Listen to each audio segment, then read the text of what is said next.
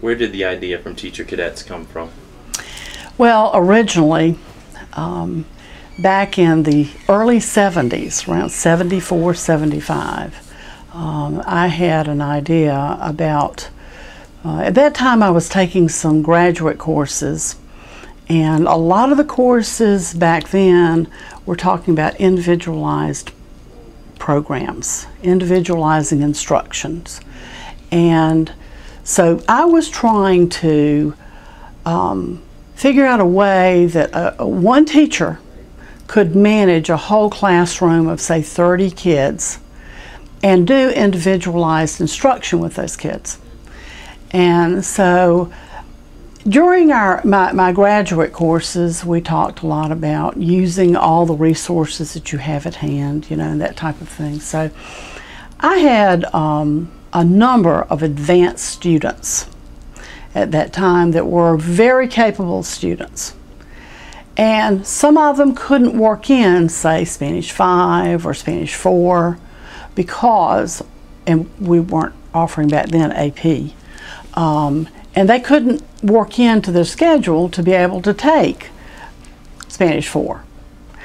And so I started thinking, I said, you know, why don't I write a program that would allow these students to go ahead and take their advanced course, but on an independent study basis, and at the same time combine that with helping beginning students in the classroom as mentors. So that's how that program started. It was called Teaching Assistants. And it's a program that I ran for about 6 years through the State Department of Education as an experimental program. And the State Department really liked the program. They even had me go and present the program at an educational fair one year. It was doing very well. I had the students were able to take at least one more year of Spanish. They would do some independent study on their own, but they would also be working in the classroom with the beginning level students and helping me as the teacher to be able to individualize instruction a little bit more. We had learning centers, and students would move from one learning center to another, and it just worked out very, very well. The students were crazy about it. In fact, one of the Teacher Cadet teachers actually went through my class when I was doing that, and that was Ruthie Warren. And she was Ruthie Vault back then. So eventually, I continued to take graduate courses. In fact, I was taking graduate courses from Dr. Jim Rex. And this idea kept evolving, you know. And I read the book High School by Charles Boyer for some assignment, I don't remember. And it just really hit me that, you know, some of the ideas that he had in the book High School were things that we could implement in a program. And he had even talked about the phrase Teacher Cadet in his book. Now, it wasn't exactly what I envisioned, but you know, that's where I finally got the whole idea of Teacher Cadet program through reading his book, picking up some of those ideas, and combining them with the teaching assistant program that I already had in existence. So Chip Brown, who was an assistant principal at Conway High School at that time, he said, I think you need to go ahead and write a grant. And I said, well, Chip, you know, here I am going to graduate school. I have 2 small children. I'm teaching full time. Well, how am I going to have time to write this grant? He said, I'll put together a committee and we'll help you write it. Okay. So he pulled himself, myself, a guidance counselor who had some really good insights into things that we couldn't do with this program. And one more teacher, an art teacher. So they all worked on this committee, and we wrote this grant about the Teacher Cadet program. Now, the grant was fairly different from what ended up in the pilot program at Conway High School the first year. We had written the program to be a 2-hour program. You know, that's why we were looking for funding, because basically what we wanted was one full class where the students went through things like, and the entire class would be nothing but educational theory. We would be teaching a beginning education class, just like you would take here at Coastal. And the second hour would be the experience out in a classroom, that they would literally go out into schools in Horry County, and that they would have the experience of what it was they were studying in the first hour. So that's the way we wrote the program. It did not get funded, okay? But several very influential people read the grant proposal at that time and decided that there was a lot of merit in what we had come up with. So there was Jim Rex, who was, had been my professor at Coastal, and then at that time had moved to Winthrop. And when he finally got a copy of the grant and read it, and he knew me as a student and a teacher, he was really interested in it. And there was a high school principal over at Myrtle Beach High that my principal, Mike King, and the superintendent of Horry County Schools, who was Dr. Jim Mahaffey. And so all those people had other people that they had read this, and so they finally convinced an educational group in the state legislature that this was a good project for them to fund, that they were in fact looking for some way to encourage the brightest students in our school system to become teachers. And of course, that was the whole idea behind the Teacher Cadet program.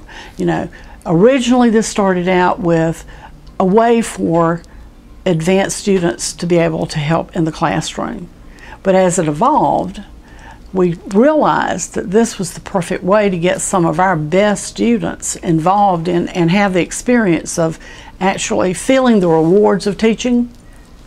And that way we would get them to consider teaching as a profession instead of going off to medical school or law school or something like that, that they would then really take serious consideration of becoming a teacher.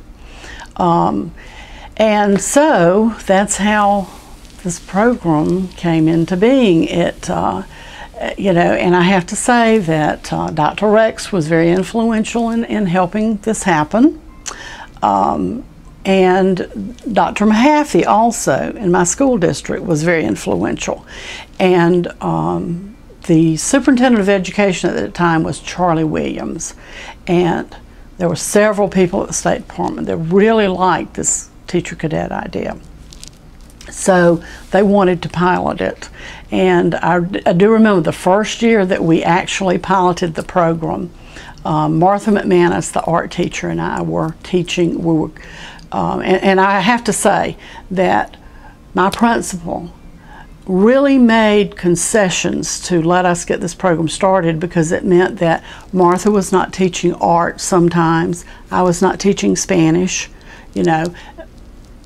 He had to make other arrangements so that we could work in this program. And during the first year, we had Charlie Williams, the superintendent of schools, and several other very important figures in public education at that time. They came down, and I believe it was in November, and we had a panel, and our Teacher Cadets asked all these educators, really important questions about the state of education in South Carolina. It was a really, really good experience for the students themselves, and it certainly gave the Teacher Cadet program a really good PR impetus because, you know, TV stations were there, journalists were there, you know, because the state superintendent of education was there on the panel.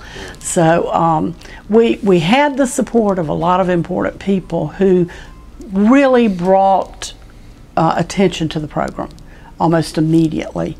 And I will have to say that the first couple of years when I was teaching in the program were inspiring years for a lot of people involved. I was very inspired by my students, and there were a lot of people in the Horry County schools who were working as supervisors for these students as they went out into the schools to teach. And we had the complete support of Dr. Mahaffey, the teachers that were receiving these students, you know, and we really, I think we're just very lucky that the atmosphere and the reception that these students got was just overwhelming. And that first couple of years, we had numerous students that ended up majoring in education. And as you saw the program grow from when it was born in 1985, it started to develop.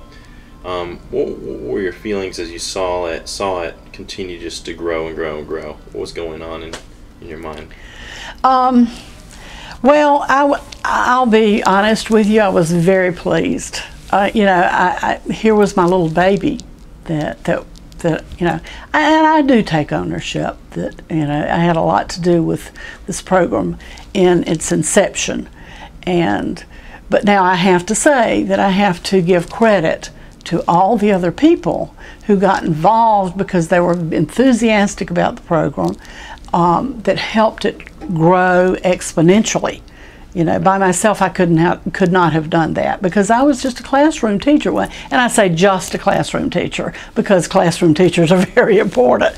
But that was my role. And of course I had small children at home, and you know, Winthrop approached me about working with them as they took the program and did some things, and I was not able to do that due to family obligations. But I was very, very pleased with the way things began to grow and expand, and the program has changed quite a bit since we started it. I'm the first one to admit that some really good things have happened that has made the program stronger, and I have had the opportunity to just drop in and look at a couple. For example, well, it's probably been 10 years ago now, but I actually visited one of the Teacher Cadet classes at Conway High School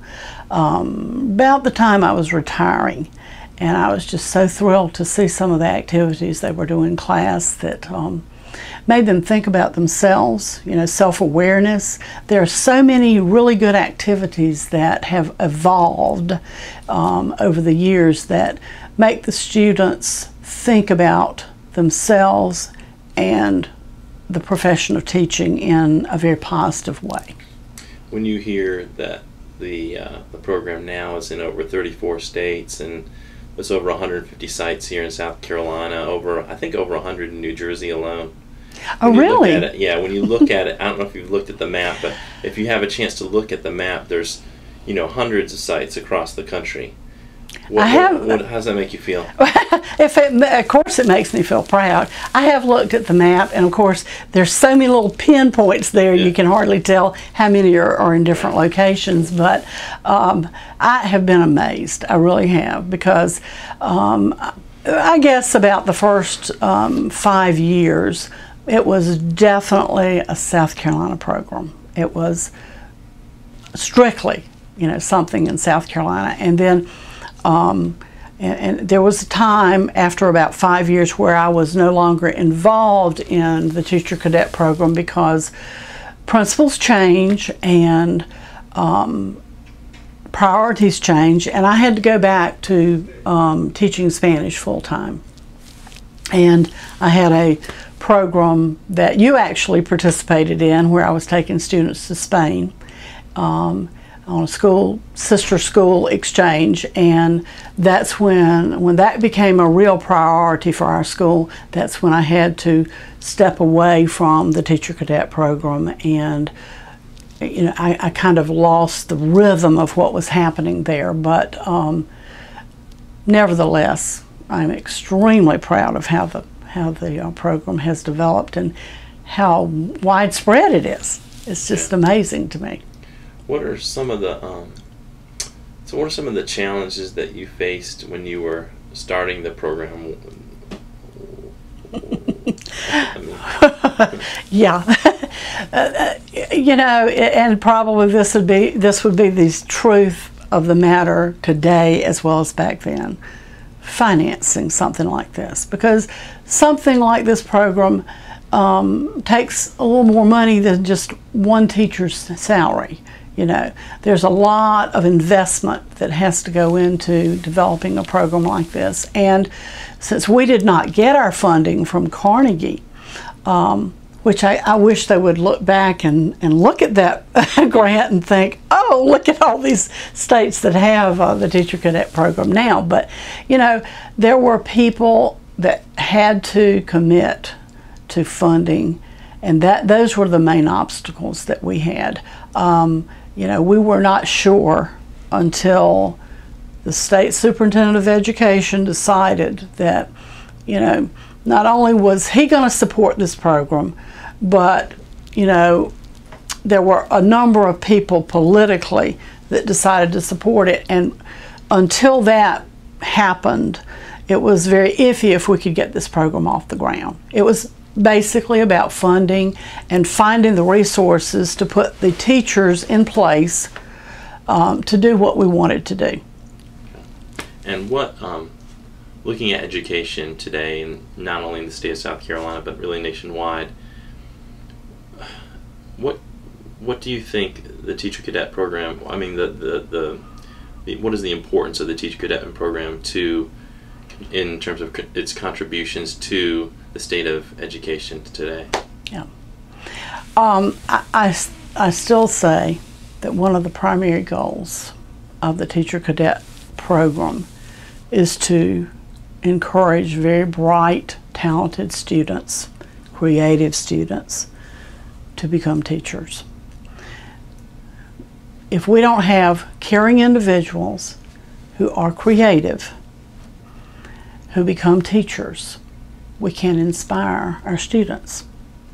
And I think that's primarily what the Teacher Cadet program is doing.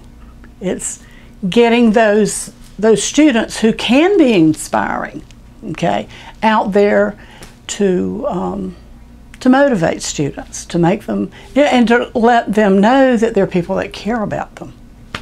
When you think about it, I know we've kind of hit this question a couple of different ways. When you stop and think that the idea that you had probably has resulted in literally thousands and thousands of young people entering the profession, how is that? Well, it's fantastic. Basically, the goal that I had has certainly come a long way in actual fruition. I am just overwhelmed with how many people have actually gone into teaching because of this program, and never in my wildest dreams did I even think that it could have an impact like it has now. I was very I had big dreams, but I was very focused on my school system and my state, and did not realize that this was going to go outside of the state of South Carolina. So it's overwhelming at times when you look at it. And you mentioned this earlier when we were speaking before the interview about our theme this year is the power of one, and you kind of were touching on that about how it's more than one. But can you talk about that a little bit? Well, yes, I do give myself some credit for coming up with this idea. and a number of people have given me that credit. But it is very, very important that people be creative, that they stand up, that they be heard, that they really try to make a difference. And that's the power of one. But the power of one can only really succeed down the road if you have the power of many. So, as I was saying, it's kind of like a tapestry. You know, you're weaving all these goals and dreams and aspirations together to make a tapestry. And, you know, there's the power of one woven into the tapestry, but there are many people that have to, and many threads that have to go into that tapestry to make a whole. And so, really, you know, I appreciate the fact that you guys would like to give me credit for coming up with this idea, but at the same time, I have to give credit to all the people that supported the idea. Because if I hadn't gotten the support from my principal, my superintendent, the State Department of Education, if those folks and Winthrop with Dr. Rex there, it wouldn't have gotten to the place that it is today. Anything else you want to say? I'm just amazed that I'm starting, well, let's see, I'm into my 43rd year of teaching, because once I retired from Horry County Schools, I started teaching at Coastal Carolina University. And somebody said, "Aren't you ever going to retire?" And I said, probably not, because when it's in your blood and you like to teach, it's hard to let go. You know, it's hard to retire and not be involved in the classroom. And I just think that there are a lot of people out there like me that really enjoy and love what they do in teaching. And that's what makes the difference.